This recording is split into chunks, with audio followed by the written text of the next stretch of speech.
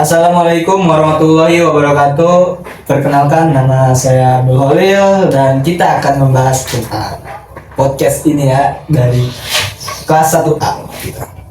Dan kita kedatangan tamu yang bernama Saya Muhammad Utama Fatih. Dan saya Muhammad Rifai Ersalhat. Nah, ini tamu bukan sembarangan tamu, teman-teman. Jadi ini tuh teman-teman kita yang aktif dalam kelas gitu aja.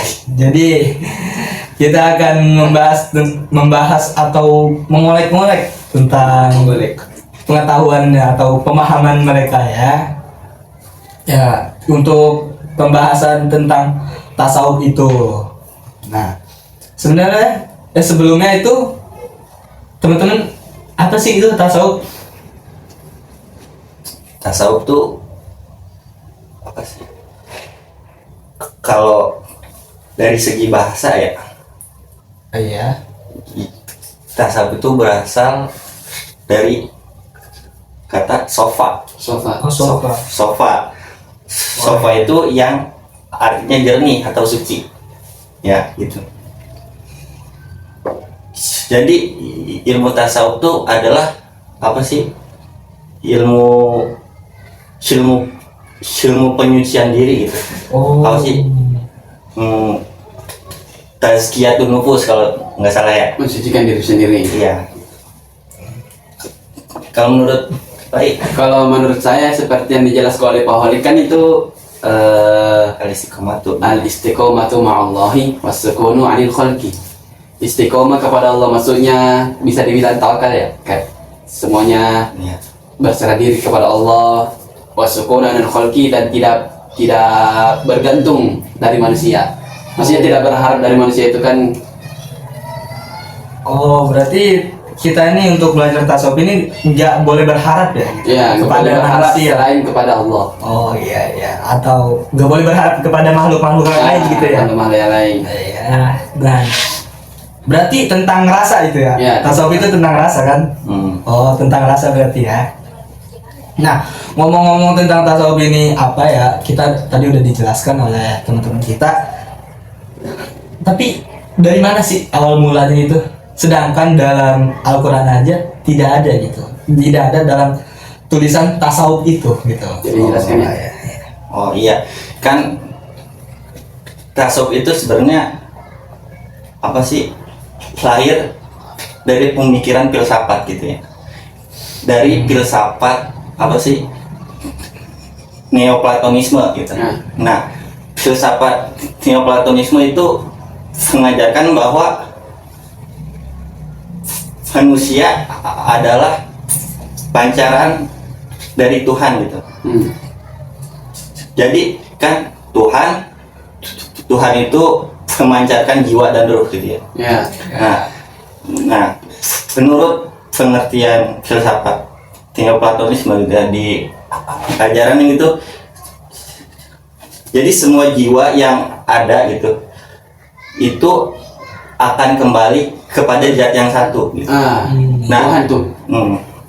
Nah, terus di Islam juga ya, di Islam di dalam ilmu tasawuf tuh manusia itu terbagi menjadi dua. Nah, yang pertama manusia rohani sama manusia jasmani. Ya. Nah, manusia rohani itu adalah manusia yang khusus gitu, yang khusus yang kembalinya ke alam purba. Nah, alam purba itu adalah tempat awal ruh kita, tempat awal ruh kita itu melihat Allah gitu. Oh iya. Nah, iya gitu. Terus kedua ada manusia jasmani itu ya tadi. Nah, manusia jasmani itu kembalinya ke surga. Nah, terus surga itu juga ada 3 tingkatan surga kan. Yang pertama surga di alam ma'wa, yaitu surga di alam mulk, yaitu adalah surga naim. Surga naim. Nah, terus di terus ditingkatkan selanjutnya yaitu di alam ma'wa, yaitu surga di alam malakut, yaitu surga ma'wa. Surga ma'wa. Ya. Nah, terus yang di atas lagi itu di alam Jabarut, yaitu surga Firdaus. Nah, jadi manusia itu kembalinya apa sih? Kembalinya ke tempat asal ya itu. Iya. Itu harus ada 3 syarat yang itu tadi, yang manusia jasmani itu harus ada 3 syarat, yaitu dia itu harus memiliki ilmu syariat, ilmu hakikat, dan ilmu marifat. Nah, terus gimana kalau manusia rohani? Nah, manusia rohani itu dia udah pasti punya ilmu syariat, udah pasti punya ilmu hakikat. Nah, dia itu mendapatkan kedudukannya itu sebagai manusia rohani yang kembali langsung ke alam kurbah gitu. Dia itu adalah hasil selama hidupnya, hasil dari ibadahnya gitu selama hidup. Oh gitu. Terus kalau menurut Rifai Kan awal mula sama gitu ya, hampir sahabat yang kembali ke jiwa yang satu. Kalau menurut saya kan jujur saya nggak tahu, saya baru mengetahui pemahaman dari Sultan Al-Fatih bahwasanya asal mula tasawuf itu begini. kalau saya sih tentang awal mula tasawuf itu kan dari pemikiran-pemikiran itu ya, Iya. pemikiran. Bukan dari pemikiran-pemikiran orang sufi yang disebut sufi itu. Oh iya iya. Nah, dari orang-orang itu dia mencerminkan kepribadiannya tentang Kebetulan.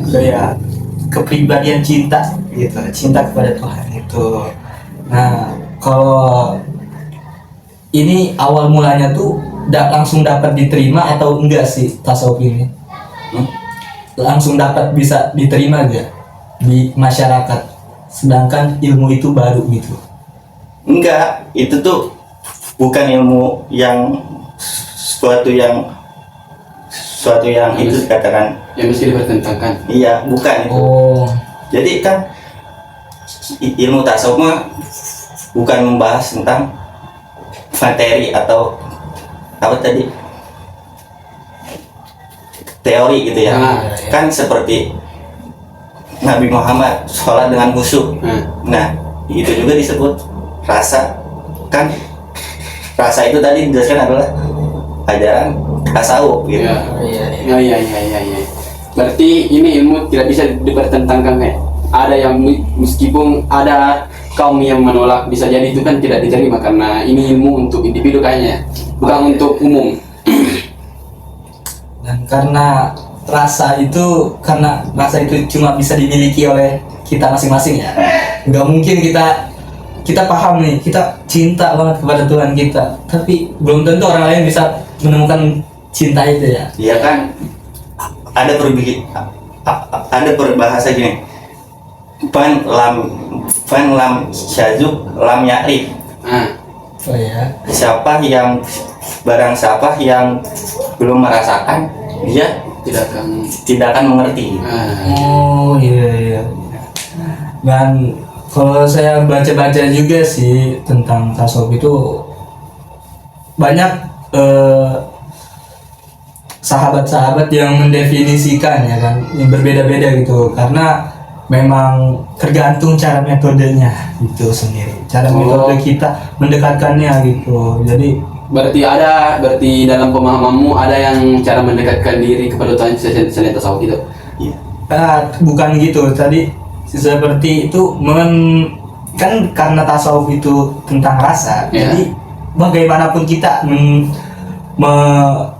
mewujudkan rasa itu kayak gimana caranya, nggak ada metode khususnya gitu. Kayak bisa dibilang kan beda-beda orang caranya mendekatkan diri kepada Tuhan. Iya, Contohnya gitu. seperti kisah yang pelacur ketemu sama seekor anjing terus dikasih minum, dia kan langsung dapat rahmat dari Tuhan.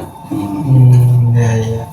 Gitu, karena kan kita juga pastinya kan kita kalau ketemu cewek kan gitu ya, mau deketin cewek gitu. Ya. Kita nggak mungkin ngikutin cara yang sama gitu. Iya. Pasti berbagai cara gimana gitu.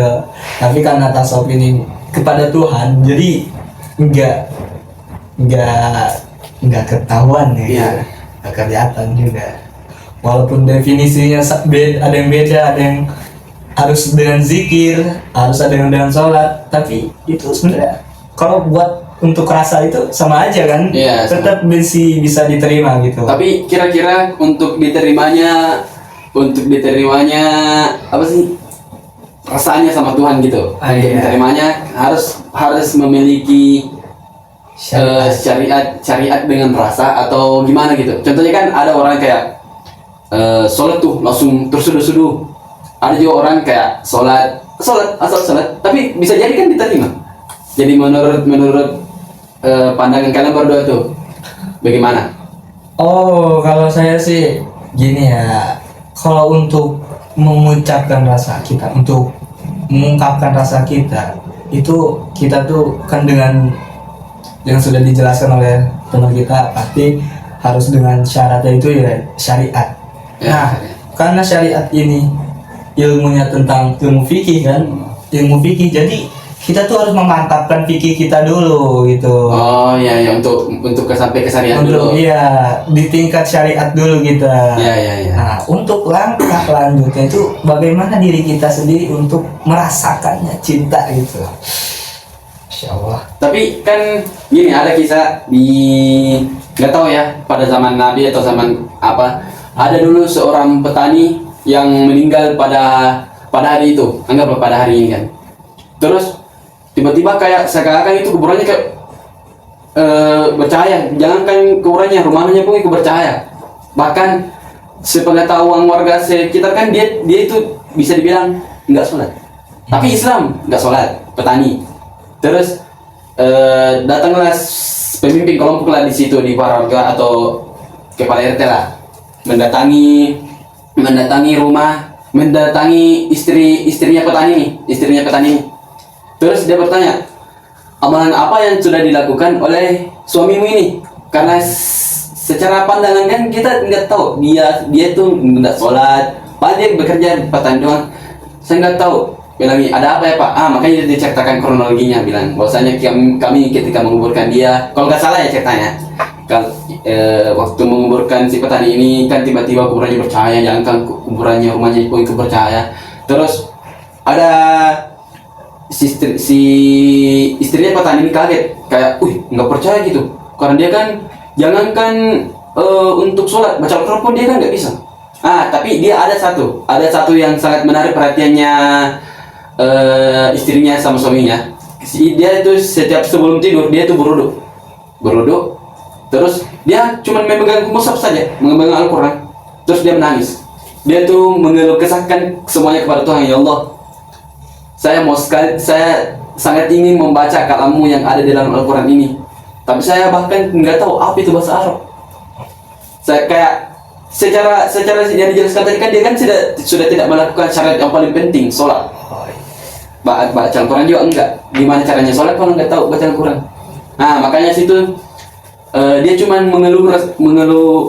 berkeluh kesah, bilang dia katanya pantas menerima apa yang ditetapkan dalam Al-Quran ini, kalau memang sholat itu masuk neraka. Tapi cuma dia saat yang dia tidak tahu baca Al-Quran. Makanya dia kalau kesahkan sama Al-Quran ini kepada Tuhan tuh, bilang saya bahkan ingin sekali membaca, kayak memahami apa ini Al-Quran, bahkan dia nggak tahu. Makanya itu para warga itu langsung tiba-tiba kagum banget gitu. Jadi menurut saya mungkin kayak tingkat rasa yang paling tinggi itu, maksudnya dia tidak pakai syariat, thariqat, hakikat, dia langsung ke makrifat, merasakan apa yang dia rasakan. Kan semuanya kan ada orang masuk, bisa dibilang ada masuk surga tanpa syariat, hakikat, thariqat, langsung cari makrifat, seperti yang juga kisah pelacur.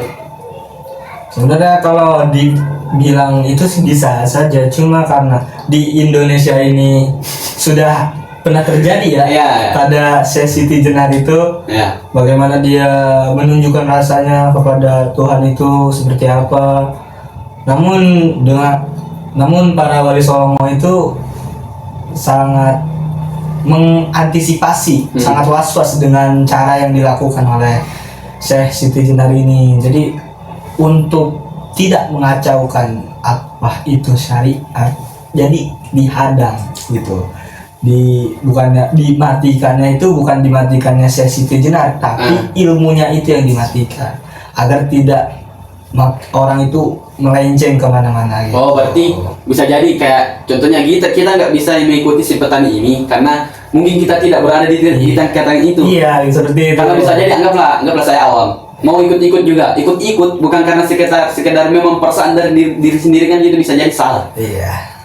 Iya, menggampang-gampangkannya. Nah, kan gitu tadi sudah membahas tentang tasawuf itu ya sebagai rasa, tapi ajaran pokoknya itu apa sih tasawuf? Ajaran pokok tasawuf itu?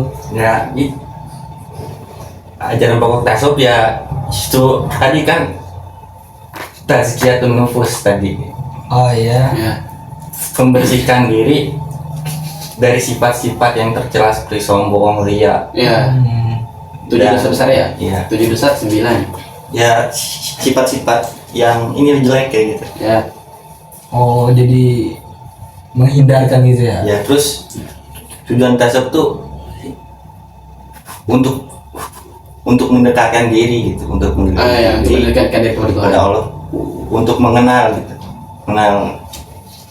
mengenal Allah. Oh, iya, iya. Kan yang itu tadi dibahas kan, orang yang tanpa syariat itu bisa begitu ya. Kalau menurut saya, kalau di zaman sekarang ya kita harus bersyariat. Iya, ya, bersyariat. Ya harus bersyariat ya. Karena kalau kita nggak bersyariat, bagaimana kita kenal sama Allah? Ya. Iya. Karena kan saya kan juga tidak membenarkan, cuma mengisahkan bahwasanya ada juga orang yang mencapai kemakrifat tanpa syariat. Nah, itu tadi yang saya jelasin di awal itu masuknya ke manusia rohani. Oh iya. Nah, saya juga pernah dengar pernah baca-baca gitu tentang kisahnya Jalaluddin Rumi ya. Jadi beliau tuh ini saking cintanya Ya. saking cintanya kepada Allah itu dapat mencairkan dengan berbagai bahasa yang tidak mungkin kita rasa ini tuh terlalu Dalam. terlalu khusus begitu. Ya. Dibilang seperti itu sih. Nah, tapi kisahnya itu bukan semena-mena langsung Jalaluddin Rumi ini enggak semena-mena langsung dia mensyairkan ini. Tapi ada satu cerita yang dapat mengubah dia. Ada satu kejadian gitu. Apa? Jadi waktu dia di pinggir pasar atau di mana gitu saya juga lupa. Dia tuh karena dikenal di kotanya itu sebagai Al-Hakim atau orang yang sangat cerdas itu tentang hukum-hukum fikihnya gitu. Kecerdasannya? Iya, kecerdasan tentang hukum-hukum fikihnya itu sangat luar biasa gitu di kotanya sendiri. Nah, tapi ada satu kejadian saat dia kan di pasar itu kan bukunya banyak banget, kitab-kitab banyak banget.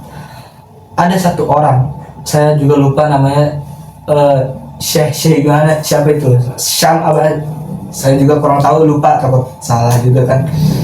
Nah ini tuh dia melempar kitabnya Jalaluddin Rumi, melemparnya ke sungai gitu, ke kolam gitu, ke kolam, tapi langsung diambil tuh sama Jalaluddin Rumi. Langsung diselamatkan. Iya, selamatin. Langsung dia protes, kamu ngapain kayak gini? Ini sangat berharga gitu. Semuanya tuh ada di sini gitu. Ini ilmu-ilmu yang sangat berharga gitu. Intinya Jalaluddin ini menjelaskan ilmu ini sangat berharga di buku ini gitu. Sedangkan langsung kata orang itu, dia menjelaskan, kamu hanya berpatokan kepada hukum. Nah, dengan itu, karena itu Jalaluddin Rumi ini tersentuh gitu, karena merasa ada yang salah atau ada yang kurang di dirinya. langsung dia meminta kepada orang itu untuk belajar di kamar. Nggak tahu belajar di kamar atau di ruang tamu. Dia belajar selama 40 hari, berdiam, nggak keluar, nggak makan, nggak minum, diam di kamar selama 40 hari. Nah, setelah dia keluar, dia langsung pemuda itu kan keluar ya, sudah keluar selama 40 hari, hilang tanpa sebab, hilang begitu saja tanpa kabar apapun. Jalaluddin Rumi juga kebingungan kemana orang itu. Yang lempar kitabnya. Iya. Ya. Nah, habis itu karena dia sudah diajari oleh pemuda itu, dia karena diajari tentang rasa, dia jadi tidak mematokkan semuanya kepada hukum-hukum yang telah dia pegang dari awal itu. Dia mengungkapkannya itu kepada rasa. Sedangkan dia sebelum ketemu pemuda itu, hukum itu cuma ditakut-takuti. Jadi ada yang masuk neraka, ada yang masuk surga. Jadi seolah-olah kita itu hanya berharap kepada surga ini, bukan kepada yang pemilik surga. Oh iya. Berarti ada bisa dibilang orang di zaman sekarang atau zaman dulu itu orang yang ke sholat itu cuma mengharapkan surga, bukan karena Tuhan. Iya. Jadi karena Jalaluddin ini tersentuh karena merasa bersalah juga mendefinisikan itu hukum-hukum itu. Jadi dia sangat antusias lah dengan rasa itu dan mengubah metode, mengubah pandangan dia dengan rasa dia, sampai sekarang dia tuh mengeluarkan syair-syair yang sangat indah sekali untuk didengar ya. Gitu. Itu untuk kisah-kisah yang di dulu sih. Kalau mungkin di zaman-zaman sekarang juga masih ada nggak sih? Kayaknya enggak deh. Semuanya sekarang bukan berpatokan kepada Tuhan, berpatokan kepada hati. Kalau dibilang-bilang di zaman sekarang tuh tasawuf masih kelihatan nggak sih? Atau cara pandangnya itu berbeda gitu? Menurut saya di buku siapa?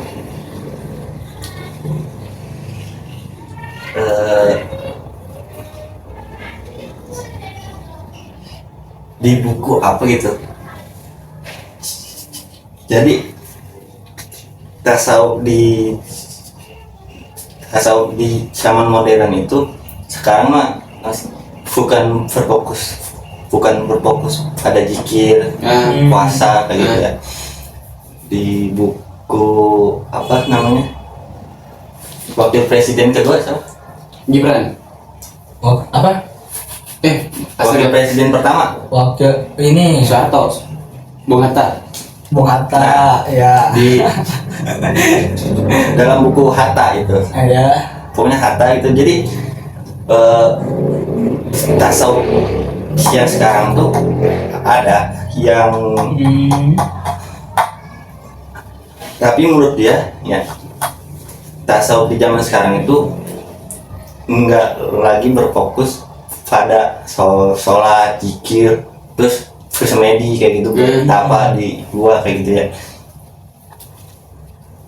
Tapi tasawuf sekarang tuh apa sih, lebih ke sosial gitu. Oh iya. Maksudnya gimana? Ya, sikap sosial. Jadi kita gitu. Iya, kita berbuat baik kepada orang, terus mengajak orang kembali untuk menjadi Ya. Tapi ya di Banten tuh ada Abuya siapa ya? Siapa ya? Bukan. Siapa sih? Abuya. Pokoknya di Banten ada seorang kiai, dia tuh seorang sarjana hukum yang dulunya tuh dia sarjana hukum, tapi karena dia ingin bertasawuf gitu ya, dia itu meninggalkan semua pekerjaannya ya, terus dia membangun pesantren. Jadi dia itu hidup dari apa yang dia tanam, Oh iya. apa yang dia tanam. Jadi dia ingin apa yang masuk tubuhnya itu, dia itu apa sih, nggak ada sifat keraguan gitu. Iya. Oh iya, pernah dengar sih. Kalau kisah-kisah itu juga sih sebenarnya dari zaman dulu juga ada. Nah, kisahnya tentang Imam Al-Ghazali, yang dimana kita juga semua udah pasti tahu ya kan, Imam Al-Ghazali itu. Imam Al-Ghazali juga dahulu dia seorang profesor di universitas apa itu ya, kurang tahu juga. Nah, dia meninggalkan semuanya, meninggalkan jabatannya, meninggalkan rumahnya, meninggalkan hartanya, dengan memilih bersemedi di dalam gua atau mengurung diri gitu. Jadi kisah-kisah kayak yang terjadi di sini tuh sepertinya udah terjadi ya di zaman-zaman dulu ya. Seperti kita untuk mengambil pelajaran gitu dari kisah-kisah yang dulu. Cukup sekian, wassalam. Gimana nih? Coba taruh di cut dulu. Sudah. Ini udah ini. Nggak tahu gue gak. Udah cok 26 menit. Iya. Lalu lu jangan begitu lu nya. Udah biarin. Tadi cut. Bentar berhenti. Ya. Mungkin Nah, wah, kayaknya cerita-cerita yang tadi itu sangat luar biasa ya. Ya. Kalau dibilang-bilang gitu, kalau diingat-ingat lagi gitu ya, tentang kisah-kisah dari orang-orang dulu gitu, kayak wah mantep banget sih itu. Kayak kita tuh nggak mungkin bisa gitu ya. iya nggak mungkin Bisa banget. nggak mungkin sih. mencapai tingkatan tasawuf itu. karena tentang rasa ini kan kita, apalagi rasa ini kita kan, kalau dibilang-bilang ya, kalau secara bahasa kasarnya kita mencintai dengan apa yang kita tidak bisa dilihat gitu. Tapi kalau kita bisa melakukannya itu sangat nikmat sekali sebenarnya. Ya. Apa sih? Seperti inilah. Misalkan Ripai nanya ke gua gini, Tih, rasanya berhubungan intim itu gimana sih? Gitu. Oh, iya. Nah, terus kata gua, lu ini aja, lu langsung Rasain. nikah gitu, biar Iya. langsung nikah, biar bisa Rasain gitu.